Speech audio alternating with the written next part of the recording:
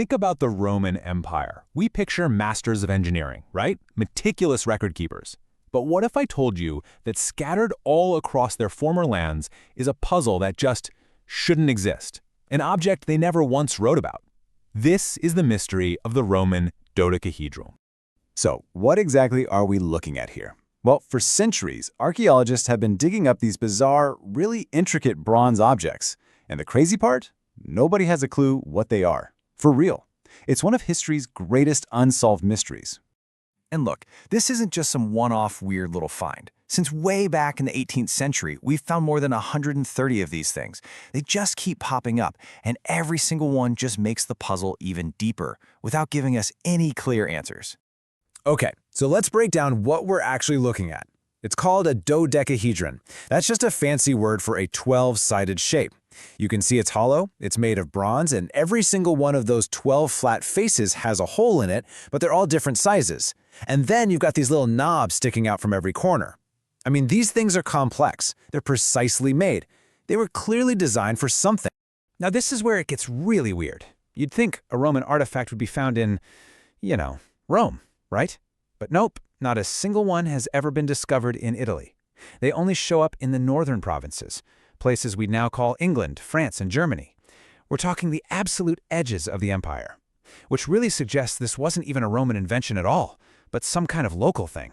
So that frontier clue is fascinating, right?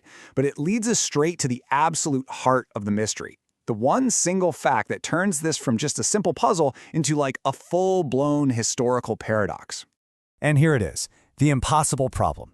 The Romans, a civilization that wrote down everything, inventories, tax codes, graffiti, left behind complete and total silence on these objects. Not one letter, not one shopping list, not a single drawing. It's as if they never even existed. So you have to understand this Roman silence is the key. For a culture that documented its own bureaucracy with obsessive detail, this absence is just deafening. It really forces us to ask, was this part of some secret local tradition out on the wild frontiers? Something the Romans either didn't get or just didn't care about? Or, and this is the spooky one, was it something they understood all too well and considered forbidden knowledge? Okay, so this is where it gets really fun. With zero official records, all we have are theories. And let me tell you, the theories range from the super technical to the truly epic. So what's it going to be? A piece of high-tech military hardware for the Roman legions? Or are we looking at a ritual device for a practice so secret, or maybe so illegal that nobody dared to write it down? Let's dive into the top contenders. Okay, theory one. It's a high-tech farming tool. The idea here is that a farmer could hold it up, look at how the sunlight passes through those different-sized holes, and figure out the absolute perfect day to plant their crops. A really sophisticated seasonal calendar for an agricultural society. Makes sense, right? All right. Theory 2. It's a weapon of war. Picture this, a Roman artillery officer on a chaotic battlefield. He could peer through two of the holes, line them up on an enemy formation, and use some basic geometry to calculate their exact distance. A lost piece of ancient military tech. Pretty cool. And then there's the one that gives you chills.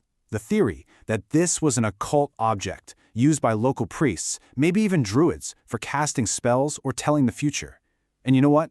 This one perfectly explains why the Romans were so silent about it. Because under later Christian rule, magic was completely outlawed. Just owning or writing about something like this could have been a death sentence. So we've got these grand theories, right? Astronomy, warfare, forbidden magic, really epic purposes for this mysterious object. But what if the answer is much, much simpler? Almost boringly simple.